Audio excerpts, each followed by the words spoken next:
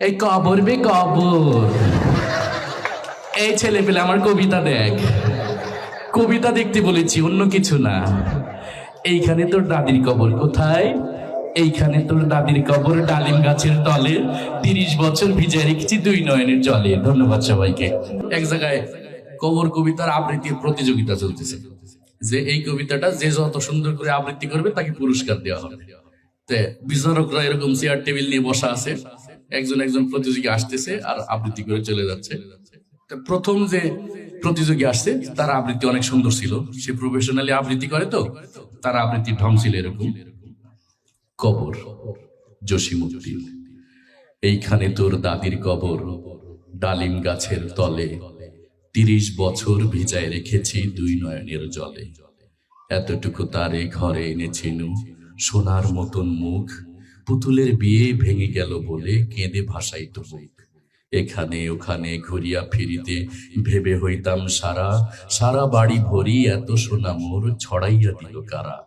সোনালি উষায় সোনা মুখ তার আমার নয়নে ভরি, লাঙল লইয়া খেতে ছুটিতাম গায়ের পথ ধরি। যাই হোক, অনেক সুন্দর করে আবৃত্তি করছে, অনেক বাহবা পাইছে, মাশাল্লাহ পাইছে, নাম্বারও পাইছে অনেক। সে চলে গেল। তো সে যাওয়ার পরে দ্বিতীয় যে প্রতিযোগী আসছে সে এলাকার নেতা। নেতা চিন্তা করছে, আমিও তো ছোটবেলা আবৃত্তি করছি, দেখি এখন কেমন চর্চা আছে। তো নেতারা তো নেতাদের মতো একটা ভাবসাব নিয়ে আসে। তো নেতা আসছে আবৃত্তি করতে এইভাবে। তো নেতারা তো সবসময় রাজনীতির ময়দানে গরম বক্তব্য দিয়ে অভ্যাস। নেতারা আবৃত্তির ঢং ছিল এরকম। কবর জসিমউদ্দিন, এইখানে তোর দাদির কবর ওই ডালিম গাছের তলে, 30 বছর ভিজাই রেখেছি দুই নয়নের জলে।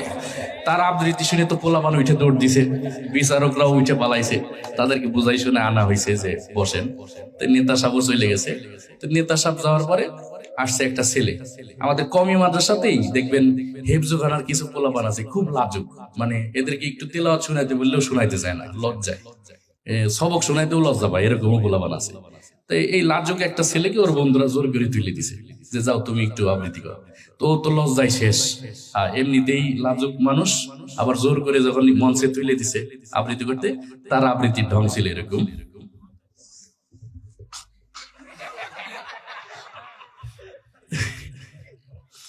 কবর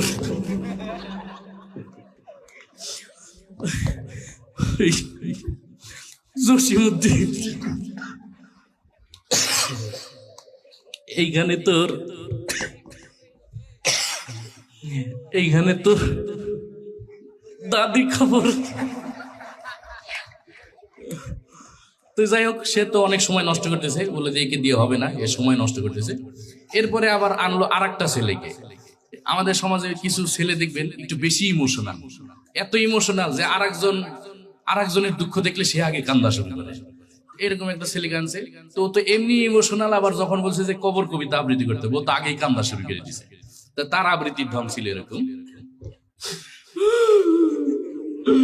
কবর জসিমউদ্দিন, এইখানে তোর দাদি কবর, ও দাদি রে। তারেও নিয়ে গেছে, যে এত বেশি ইমোশনাল হয়ে গেছে, সেও চলে গেল। এরপরে আসছে একজন মুরব্বী, বুড়ো এক চাচা আসছে।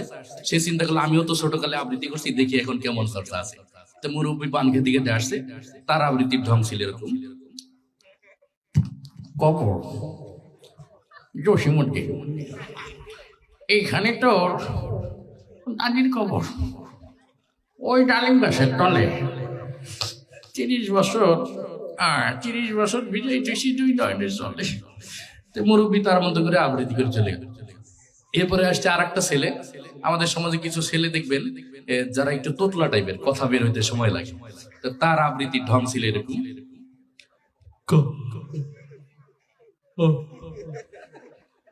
অবর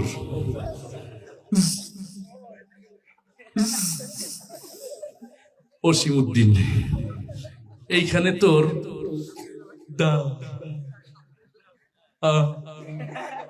আদির কবর ওই ডালিম গাছের